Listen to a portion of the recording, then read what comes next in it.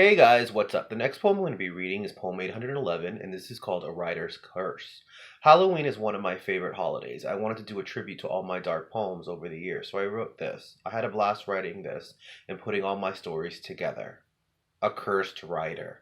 I hear voices speaking Latin, one of a woman and children. There's a bright light. I squint a bit. He's all right, Mom. I open my eyes fully and see beautiful emerald eyes, a fortune teller with a boy and his two brothers. They were sitting at a table, a crystal ball glowing, and some tarot cards, seven neatly placed. The oldest son looks at her and says, I feel like this is deja vu all over again. She turned around, the last card, and it reads cursed. Shivers run up my spine. I couldn't believe what was happening. It can't be. Madame Regina?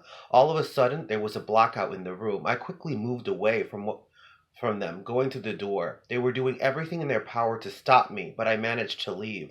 I was in the other room, a typewriter on a writer's desk, a missing story, a bottle of Jack Daniels, and a radio announcer speaking about a zombie apocalypse on Halloween, warning everyone to board the windows. A shadow slowly walks by the window. As I turn around, nothing was there, but a hand grabbed me from underneath the desk. I quickly ran out of the room, pacing through a long hallway, a private part stuffed on the walls, and a puddle of blood. Oh my god, the castrator! I kept running.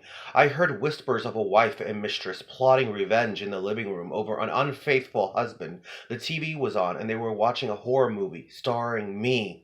But the serial killer was still after me. A record player was playing an old tune, and there was a receipt to a little antique shop. I finally managed to get to the front door. I walked out and realized I was in the house on the mountain peak. I kept moving, passing a cemetery, an obsessed boy trying to resurrect Mr. Poe. Instead, he was sexually possessed and swallowed in the demon's mouth.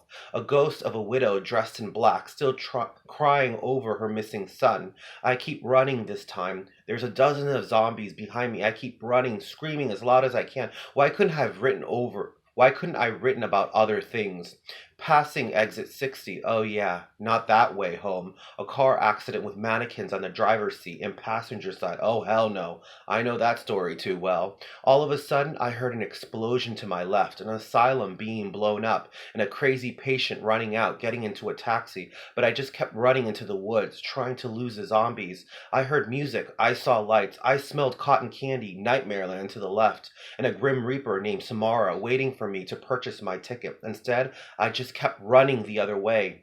Someone knocked me out, and when I woke up, I saw a bonfire, me in the middle, and three naked women dancing, laughing. I realized they were floating in air, witches. Their echoes of laughter getting louder and louder. One of them had the power of the talisman around her neck. She kept reciting a spell as pages to my poetry book, flipping. Madame Regina kept battling her with magic, but all of a sudden, I disappeared. I disappeared into whatever story I'm going to write next.